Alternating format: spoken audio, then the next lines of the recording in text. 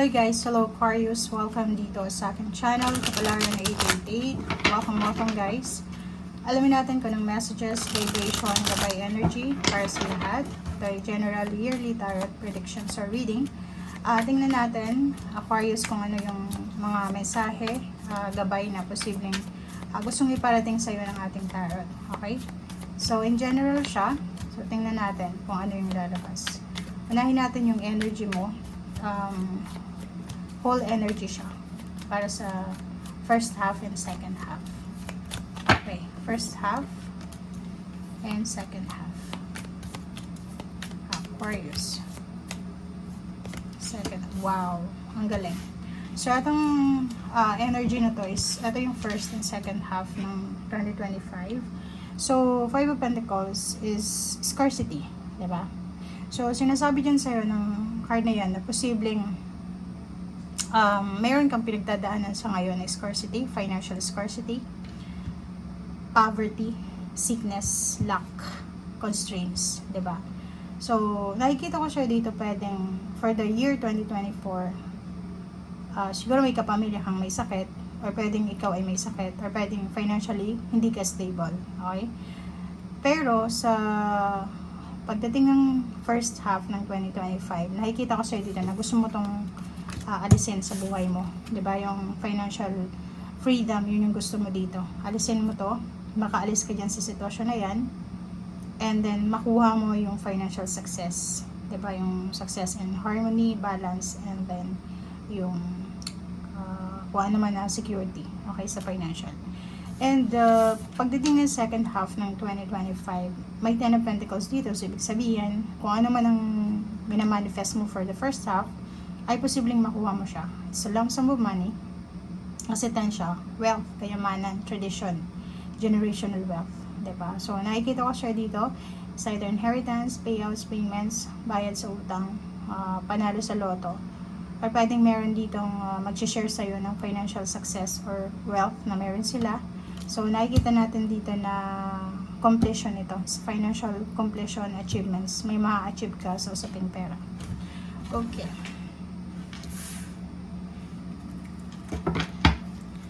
Kunin muna natin lahat ng energy dito.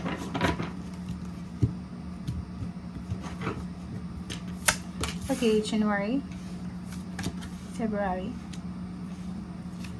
March. I hope napantay siya. April, May, June. Okay guys, so yung first month mo, yung January, is meron kang the Sun dito. Yung the Sun is the most positive card in the tarot. So, kung makikita mo dito, ito yung pinaka-positibo, pinaka-masaya. Sunod siya sa damon. Normally, pag may kalungkutan, may liwanag. So, parang ito. Nakikita ko siya dito for the month of January, mayroon kang ma-achieve na positive things, positive success. Parang ganun. So, achievement, success, completion, end of the cycle, travel, endings, positive endings, fortune, good fortune, destiny, fate, good luck, commitments. Parang nakikita natin dito lahat ng positive. It's either new beginnings, it's either empowerment, parang ganun, strength, happy life, good health, parang ganun. So, may posibleng isa-celebrate ka. It's either, ano ba yan, wedding anniversary, or kung ano man yan na gusto mong i-celebrate. Ito naman is Hangman na reverse. Ang Hangman na reverse na to is nagsasabi sa'yo na yung paghihintay mo ay tapos na. Like, siguro for several years kang naghihintay, pwedeng naghintay kang magbuntis, naghintay kang maikasal, naghintay kang makauwi ng Pilipinas, kung OFW ka, naghintay kang magkaroon ng anak, bumuo ng pamilya, mag-retire. Ito na yung parang kasagutan sa paghihintay mo. And sa March naman is Seven of Pentacles. Ganun din, waiting. So, posibleng from February until March, money yung hinihintay mo, financial wealth and prosperity. So, parang naghihintay ka ng success dito. And kung makikita mo siya, sinasabi dyan sa'yo ng barahan na nasa tamang direction ka. Okay? Nasa tamang direction kasi atong Seven of Pentacles na yan is nagsasabi sa'yo na habang nagpaplano ka, ng long-term success. Sobrang sipag mo. Diba? Like for example, may minamanifest ka while waiting for the manifestation. Sobrang hardworking mo. Okay? So, comment down below if you resonated. And then, ito naman, na para sa April, na Ace of Wands. Yung Ace of Wands na yan, ay nagsasabi ng new beginnings, success, birth. It's either may mga anak na Aquarius, may magbubuntis na Aquarius, may magsisimula ng bagong trabaho, may magsisimula ng bagong business, or pwedeng magsisimula silang magpatayo ng bahay, or pwedeng nagsisimulang mag-aral, nagsisimulang maghanap ng trabaho. So, comment down below if you're a resonator. Bago ka lang dyan sa bansang yan na pinuntahan mo. Okay? Kung first time kang OFW. And yung Eight of Pentacles naman, para sa buwan ng November. Mali yung ano ko. Ito naman is Eight of Pentacles for the month of May. Okay, sorry. For the month of May, I hope na hindi tayo mabash dyan. Okay, kasi tao lang tayo, hindi tayo perfect. Okay, so for the month of May, meron ka ditong Eight of Pentacles. Yung Eight of Pentacles na to is mastery, employment, work. So, ibig sabihin, may nag-aaral dito ng isang skills. Meron ditong nakafocus sa trabaho. Meron ditong nakafocus sa negosyo. Meron ditong nag-aaral. Meron ditong focus sa detalye or sobrang sipag, sobrang dedicated sa ginagawa niya. And for the month of June, nakikita ko yung Knight of Swords. Fast moving siya. So, you're still working. Or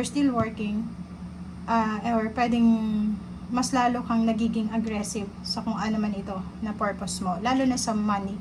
Parang gusto mong makuha yung financial success. Etong Ten of Pentacles. Gusto mo siyang makuha as soon as possible. So, for the month of June, wala kang tigil. Trabaho ng trabaho. Focus ka sa ginagawa mo. Parang nakikita ko pa ala Superman, Superwoman etong energy na to ng June. Okay? So, yun. Tingnan natin yung mga advices sa'yo ng ating tarot. Okay. Okay, so for the month of January and February, change direction with ease, number 5.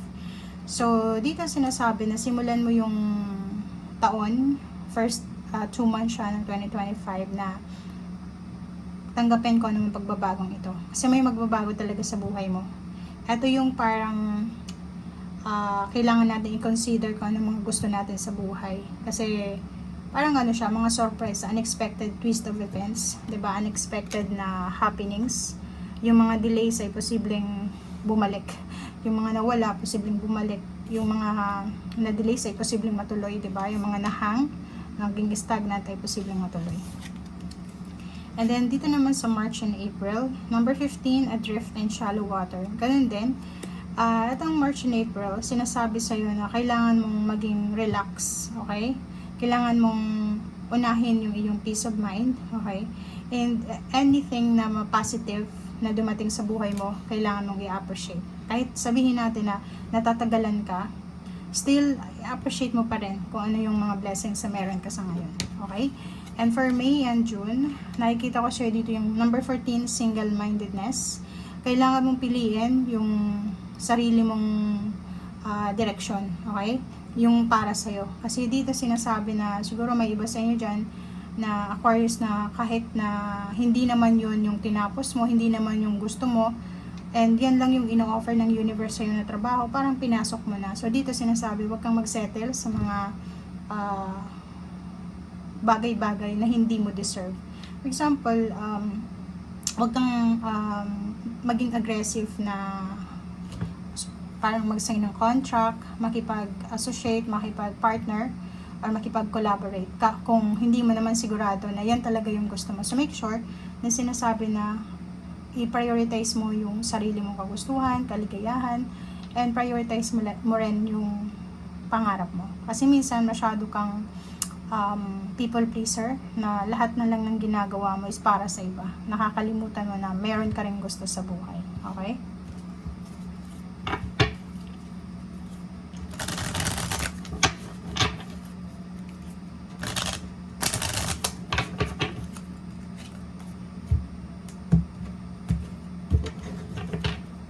Okay, so for the month of July, August, September, October, November, and December.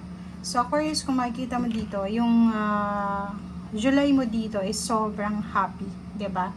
Sobrang kontento ka dito, 'di ba? Ang daming parang good news na posibleng matatanggap ka. And same din dito sa ones na to. Maraming posibleng magsisimula sa buhay mo. It's either fertility of ideas, 'di ba? Pwedeng mga bagong ideas, emotion, feeling. So, pwedeng aapaw yung cups mo. Marami kang posibleng i-celebrate sa buwan na 'yan na July. Like may mga family celebration, birthday ng parents mo, wedding anniversaries, ganito.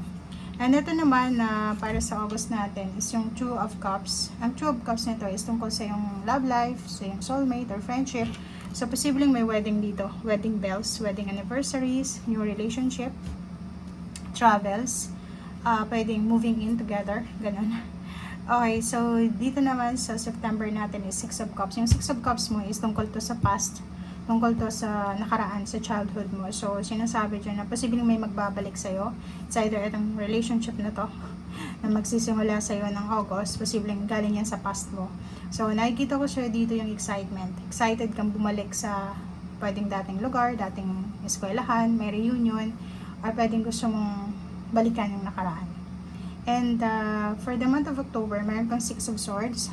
Yung Six of Swords mo dito is tungkol sa paglalakbay, travel, movement, involve yung water. Pwedeng sasakay ka ng bangka, ng barko, or pwedeng lilipat ka sa isang lugar na sa isla, na may tubig, dagat, or river. So, nakikita ko rin dito yung relocation. Relocation, travel, movement, positive movement siya.